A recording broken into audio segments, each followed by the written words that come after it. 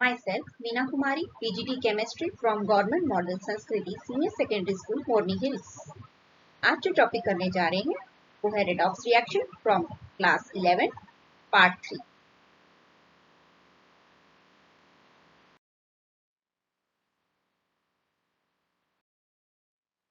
जो topic cover करने हैं इसमें वो है redox reaction and electrode process and some extra questions. Next is redox reaction and electrode processes. Now what is electrode potential? उसके लिए हमें अंडरस्टैंड करना है, तो उसके लिए हम पहले देखते हैं. Let us consider strip of a metal M. ठीक है, एक मेटल की स्ट्रिप कंसीडर करते हैं. Is brought in contact with the solution containing its own ion. That is जो मेटल हमने लिया है उसी के आयंस में हमने उस मेटल की स्ट्रिप को डाला है. तो मेटल की स्ट्रिप है वो उसी के मेटल आयंस के में सॉल्यूशन के अंदर है. तो जब ऐसा हम केस कंसीडर करते हैं तो तीन पॉसिबिलिटी हो सकती है उस केस में. जब किसी मेटल को उसी के मेटल आयन के सॉल्यूशन में डिप करते हैं तो हमारे पास तीन पॉसिबिलिटी हो सकती है. पहली क्या है कि जो मेटल आयन है वो कोलाइड करते हैं स्ट्रिप के साथ और bounce back without any change, और कोई चेंज नहीं होता. वो कोलाइड करेंगे और बाउंस बैक हो जाते हैं विदाउट एनी चेंज, कोई भी चेंज नहीं होगा. दूसरा केस हो सकता है कि the metal ion Mn plus may collide with the strip, और वो स्ट्रिप के साथ कोलाइड करते हैं मेटल की, एंड आगे ये दे गेन एन इलेक्ट्रॉन्स, और वो क्या करते हैं वो गेन कर लेते हैं एन इलेक्ट्रॉन्स को and get reduce. For example जैसे हम देख रहे हैं यहाँ पर Mn plus plus n electron gives metal, यानी जब मेटल आयन इलेक्ट्रॉन गेन करते हैं तो वो मेटल एटम बना देते हैं. ये दूसरी कंडीशन हम कंसिडर कर सकते हैं. तो दे गेट रिड्यूस हो गया. यहाँ पर जब भी गेन ऑफ इलेक्ट्रॉन होता है फिर रिड्यूस हो जाता है. अब नेक्स्ट है मेटल एटम जो होता है on the strip may lose electrons. तो जो n इलेक्ट्रॉन्स लूज कर सकते हैं metal and enter into the solution as metal ion and get oxidise, और वो ऑक्सीडाइज हो जाते हैं. तो M gives Mn plus plus n electron minus, यानी जब भी मेटल एटम इलेक्ट्रॉन लूज करते हैं तो वो मेटल आयन बना देते हैं और दे गेट ऑक्सीडाइज. तो एक सिचुएशन होती है ऑक्सीडेशन हो जाता है, दूसरा सिचुएशन होती है वो रिड्यूस हो जाते हैं. So we can understand with the help of the diagram also. ये देख रहे हैं आप मेटल की स्ट्रिप है जो कि मेटल की सॉल्यूशन में ही डिप कर रखी है. तो जब मेटल के आप यहाँ देखें ये जो मेटल आयन है वो स्ट्राइक करते हैं, दे बाउंस बैक, और यहाँ पर कोई भी चेंज नहीं हो रहा है. तो ये फर्स्ट कंडीशन होगी. दूसरी कंडीशन है जब मेटल जो है इलेक्ट्रॉन लूज कर देते हैं एन इलेक्ट्रॉन्स और they get converted into Mn plus में मेटल आयंस में कन्वर्ट हो जाते हैं, तो वो ऑक्सीडेशन हो जाती है प्रोसेस. Next is reduction. ये जो मेटल आयंस हैं वो गेन करते हैं electrons and they get convert into metal. ठीक है, so this is the reduction. This is the third case or possibility you can say.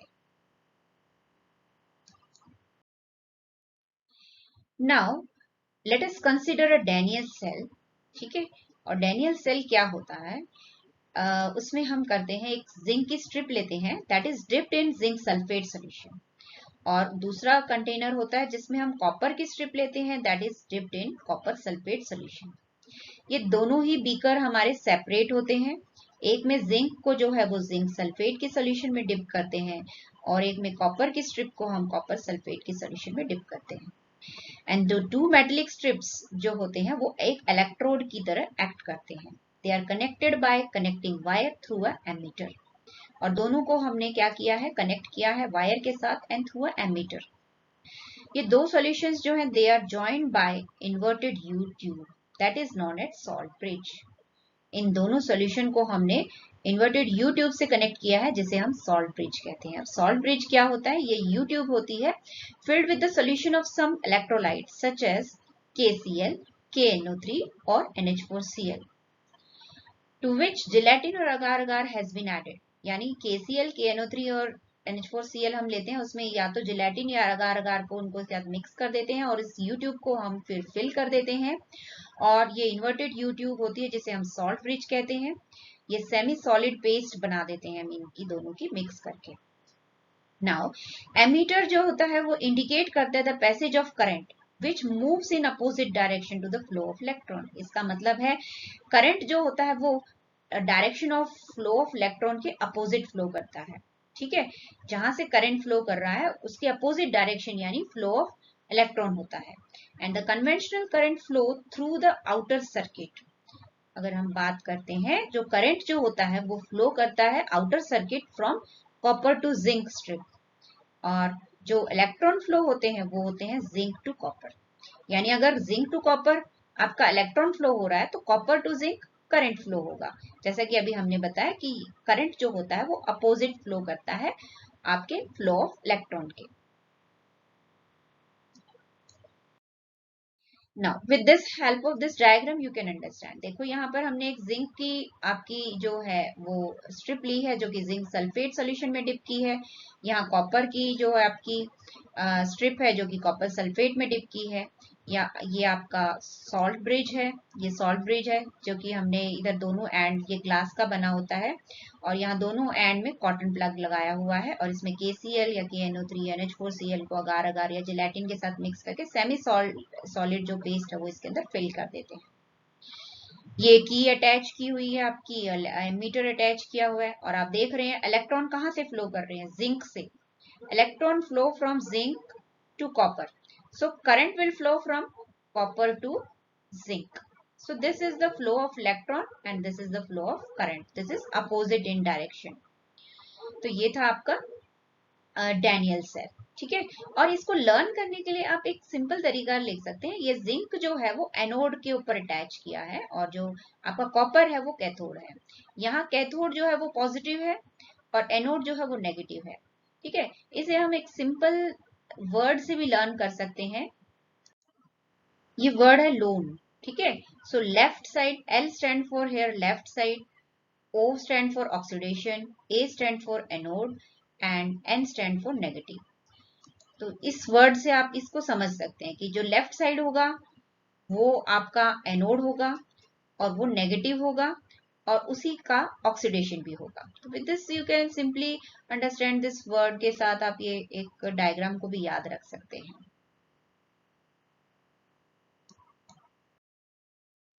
Now अब डैनियल सेल के जो रिएक्शन होंगे दैट इज ऑक्सीडेशन किसका होता है, जिंक का होता है।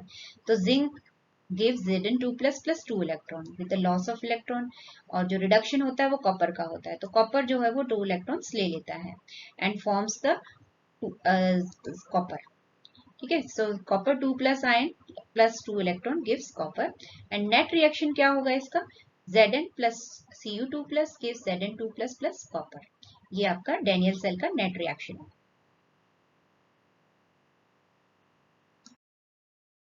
अब नेक्स्ट आता है standard electrode potential. Now the electrode potential of various electrode can be determined by considering the reference electrode. हम किसी भी इलेक्ट्रोड का पोटेंशियल निकाल सकते हैं by using the reference electrode. Reference electrode क्या होते हैं, जिनका इलेक्ट्रोड पोटेंशियल फिक्स होता है। And the common reference electrode जो होता है यूज किया जाता है वो शी होता है, स्टैंडर्ड हाइड्रोजन इलेक्ट्रोड। उस वैल्यू इज 0, उसकी वैल्यू क्या होती है पोटेंशियल की, 0 होती है। And EMF is the electromotive force, is also called cell voltage, is measured with the help of potentiometer.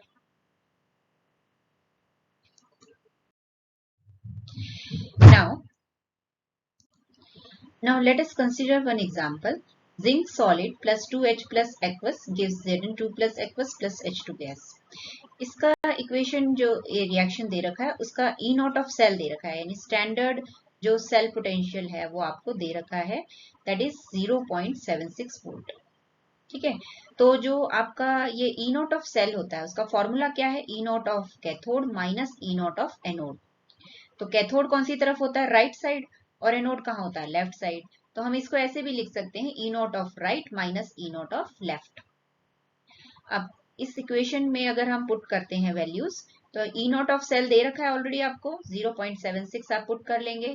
अब हमें जो ये हाइड्रोजन है यानी वो शी है, रेफरेंस इलेक्ट्रोड है, जो आपका राइट साइड है वो आपका रेफरेंस इलेक्ट्रोड है। रेफरेंस इलेक्ट्रोड का सेल पोटेंशियल हम कैसे लिखते हैं, E naught H plus oblique half H2, और इसकी वैल्यू कितनी होती है, फिक्स होती है, दैट इज 0। और E naught of anode, anode पे कौन है, लेफ्ट साइड आपका जिंक जिसका ऑक्सीडेशन हुआ है, तो electrode potential of zinc is written as E naught of Zn2 plus Zn। इसका हमें कैलकुलेट करना है। अब ये 0.76 टोटल दे रखा है, इसका 0 है, तो आप इसको सॉल्व करेंगे तो आपका जो सेल इलेक्ट्रोड पोटेंशियल है वो आपका जिंक का निकल आएगा, दैट इज -0.76 वोल्ट। अब उसी तरह से अगर हम कॉपर के लिए देखें, कॉपर का अगर हमें निकालना है और शी के साथ उसको कनेक्ट करना है, क्योंकि रेफरेंस इलेक्ट्रोड तो हमारा शी होता है, तो कॉपर का अगर हमें इलेक्ट्रोड पोटेंशियल निकालना है तो शी के साथ कनेक्ट कर देंगे। उसी तरह से हम देखेंगे E naught of cell equal to E naught of right minus E naught of left. अब यहाँ पर जो है वो आपका जो कॉपर का है वो रिडक्शन हुआ है, देखें तो रिडक्शन तो कैथोड पे होता है, तो कॉपर का जो हम कैथोड के ऊपर कॉपर का इलेक्ट्रोड पोटेंशियल लिखेंगे, that is E naught of copper 2 plus oblique copper. Cell potential दिया हुआ है वो है 0.34 वोल्ट, और आपका जो एनोड है, एनोड पे क्या है, शी आपका है, वो आपने 0 मान के चलनी है उसकी वैल्यू, और आप इसको सॉल्व करेंगे तो आपका आ जाएगा 0.34 वोल्ट। तो यानी ये आपका कॉपर का सिंगल इलेक्ट्रोड पोटेंशियल निकल गया।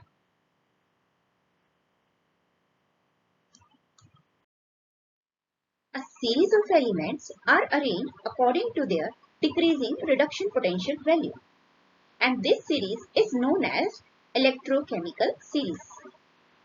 इस सीरीज में आप देख रहे हैं कि ये सभी वैल्यू जो है ई नॉट वैल्यू है, that is called standard reduction potential value.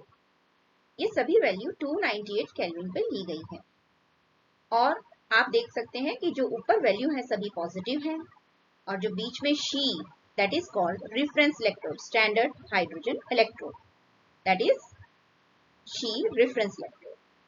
ना इसकी वैल्यू जो होती है वो 0 होती है, और उसके बाद सभी वैल्यू जो है वो नेगेटिव है। इस सीरीज के अंदर आप जब नीचे जाते हैं तो रिड्यूसिंग एजेंट की पावर इंक्रीज होती है, और जब हम सीरीज में ऊपर की ओर जाते हैं तो ऑक्सीडाइजिंग एजेंट की पावर इंक्रीज होती है। इसका मतलब fluorine is a strong oxidising agent, और लिथियम जो है वो स्ट्रॉन्ग रिड्यूसिंग एजेंट होता है, और इसके बेस पे हमें कई प्रॉब्लम सॉल्व कर सकते हैं। तो आइए देखते हैं। Arrange the following metal in the order in which they displace each other from the solution of their salts: aluminium, copper, iron, magnesium and zinc। अगर हम इलेक्ट्रोकेमिकल सीरीज को देखते हैं तो जो मेटल सबसे नीचे होते हैं सीरीज में, जिनकी रिडक्शन पोटेंशियल कम होती है, वो ऊपर वाले यानी हायर रिडक्शन पोटेंशियल वैल्यू वाले मेटल्स को डिस्प्लेस कर सकते हैं। तो सीरीज के अकॉर्डिंग अगर हम देखते हैं तो मैग्नीशियम जो है वो सबसे नीचे है इन सभी मेटल्स के कंपेयर टू, तो सबसे ज्यादा जो रिएक्टिव हुआ वो मैग्नीशियम हुआ। तो हम जब इन मेटल्स को अरेंज करते हैं तो सबसे ज्यादा जो रिएक्टिव हुआ वो मैग्नीशियम हुआ, और उसके बाद एल्यूमिनियम, फिर जिंक, फिर आयरन और फिर कॉपर। तो जब सबसे जो लीस्ट है वो है आपका कॉपर, और जो सबसे रिएक्टिव है वो है आपका मैग्नीशियम। तो मैग्नीशियम सभी को डिस्प्लेस कर सकता है, बट कॉपर जो है वो इनको डिस्प्लेस नहीं कर सकता। यानी जो जैसे जिंक हम लेते हैं तो जिंक जो है वो कॉपर को कर सकता है, जिंक जो है वो आयरन को भी कर सकता है, पर जिंक जो है एल्यूमिनियम को नहीं कर सकता। तो this is the how we arrange the metal in order of their displacement.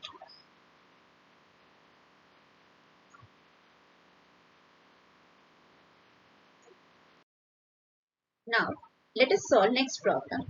Given the standard electrode potential, कुछ मेटल्स के यहाँ आपको स्टैंडर्ड इलेक्ट्रोड पोटेंशियल वैल्यू दे रखी है, जैसे पोटेशियम के लिए -2.93 वोल्ट, सिल्वर के लिए 0.80 वोल्ट, मर्क्यूरी के लिए 0.79 वोल्ट, मैग्नीशियम के लिए -2.37 वोल्ट एंड क्रोमियम के लिए -0.74 volt.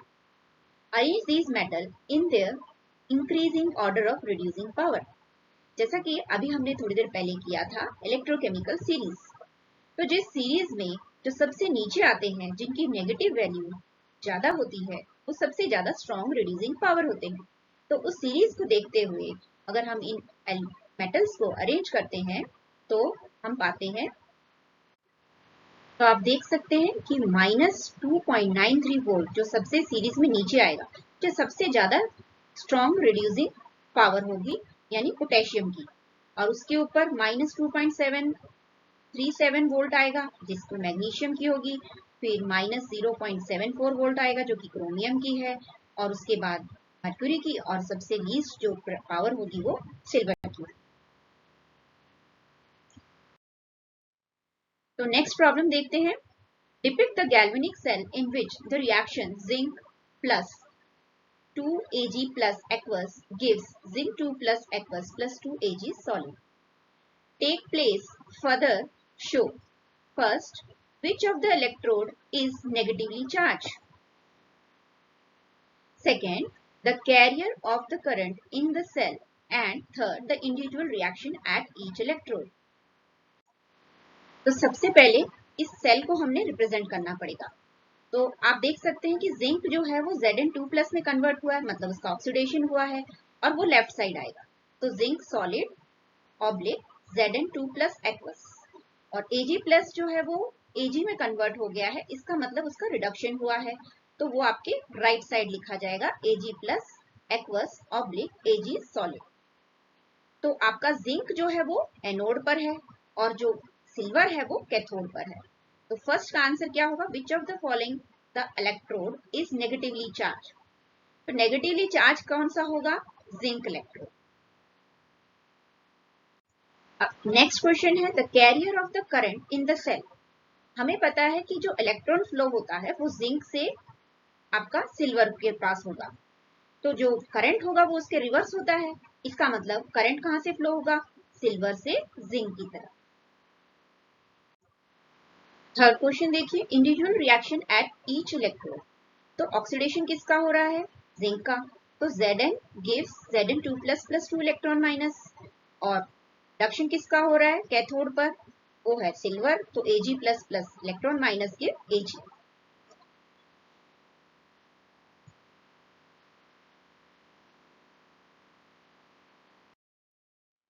Now chapter is completed. Now let us take some assignment.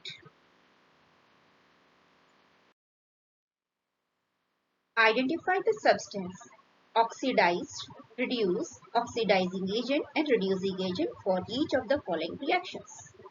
मतलब जितने भी ये रिएक्शंस दे रखे हैं इनमें आपको पहले तो पता करना है कि कौन सा ऑक्सीडाइज हुआ है, कौन सा रिड्यूस हुआ है, और कौन सा ऑक्सीडाइजिंग एजेंट है और कौन सा रिड्यूसिंग एजेंट है। Next question is balance the following redox reaction by ion electron method. इन सभी रिएक्शन को आप बैलेंस करिए, ये आपकी प्रैक्टिस के लिए। थैंक्स।